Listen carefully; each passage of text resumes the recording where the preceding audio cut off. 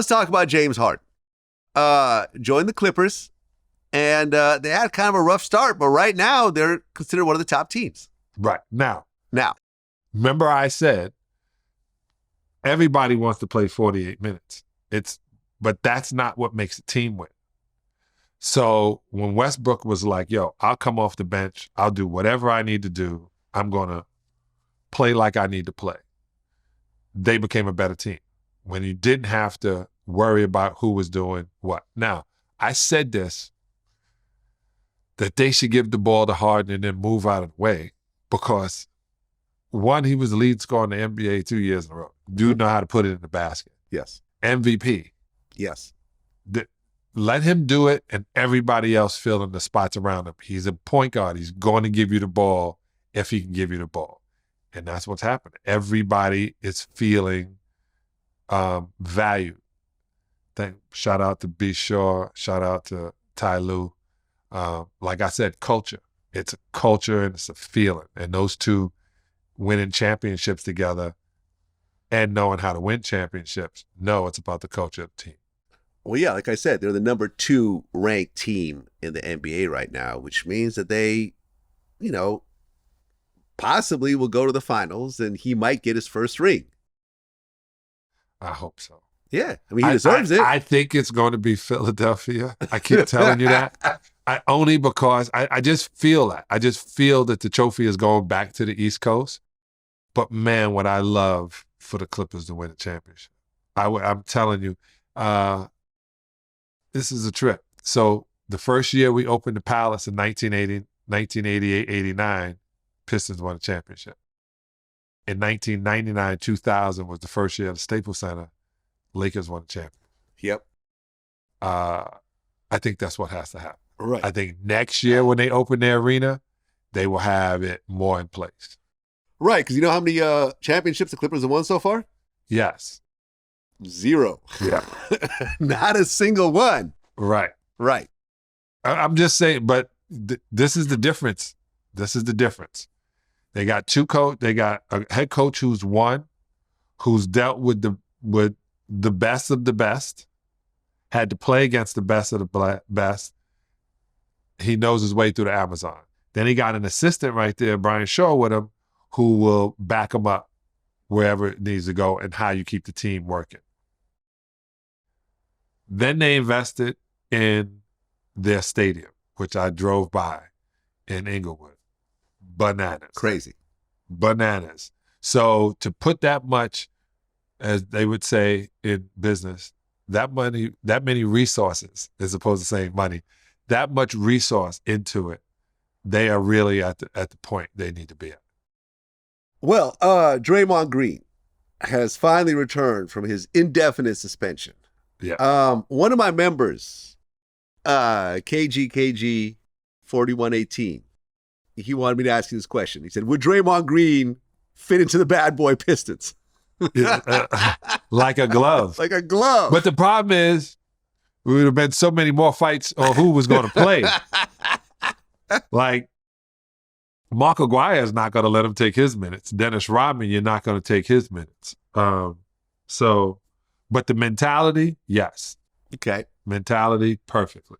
I mean, how does he compare to some of the enforcers from his era, like Oakley or Lambeer?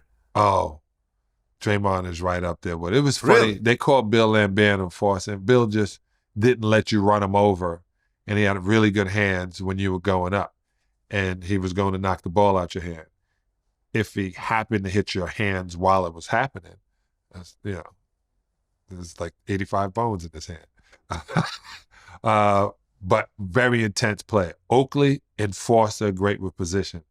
But when I saw him put old boy in a headlock for getting next, I'm telling you, I was like, yeah, that's what's supposed to happen. And I'm sitting next to Steve Kerr wanting to talk Draymond so bad. And I was like, Steve, I might want to come up, interview you. Yeah, take my direct number. Can I talk to Draymond? Like, I seriously, and I said this on television, I think he's the heart of the team. I think, and to prove he was the heart of the team, he punched a guy in the face, and that guy got traded. Right. Like, this is the heart of the team. He's there to do Because when he wasn't there, they were getting punked.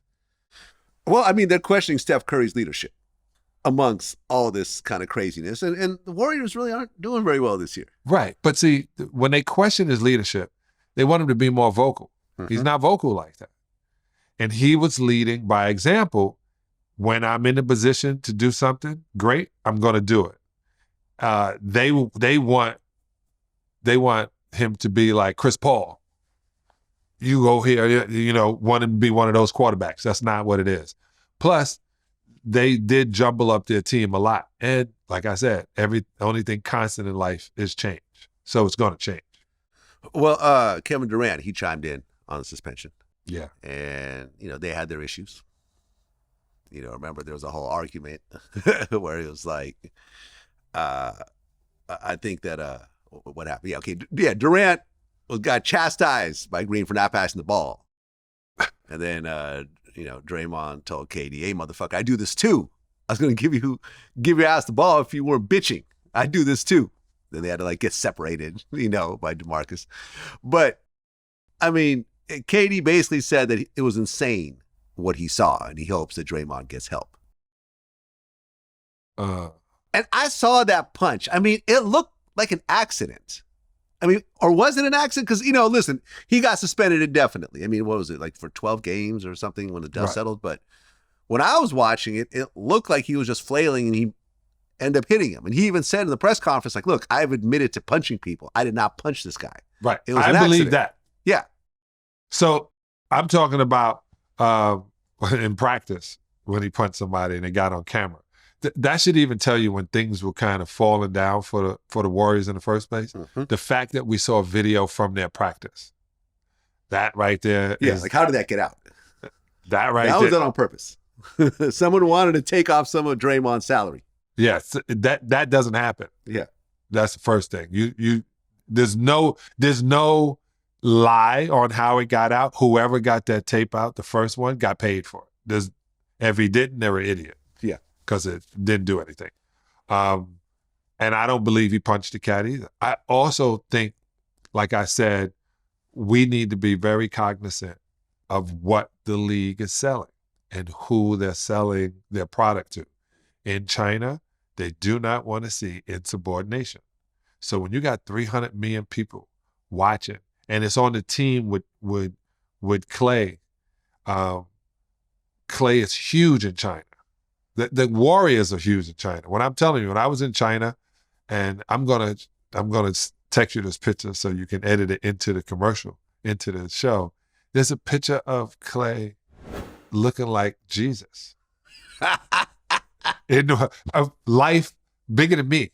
And he's floating like, I swear to you, I took a picture and I'm looking around like, is anybody realizing what this imagery is? To sell his sneakers. They did the same thing with, so it's way bigger than these guys getting in a fight. Yeah. You can't show that. You know what I'm saying? We can't have multi-million-dollar companies having fist fights and tearing shirts and people get multi-billion-dollar companies. It's billion-dollar companies, multi-million-dollar players. Yes. I remember I thought it was amazing on, guys making $36 million a year. And I was like, man, that's amazing, man. That's $3 million a year. A month, man. This is a trip. These kids are making more than that. Yep.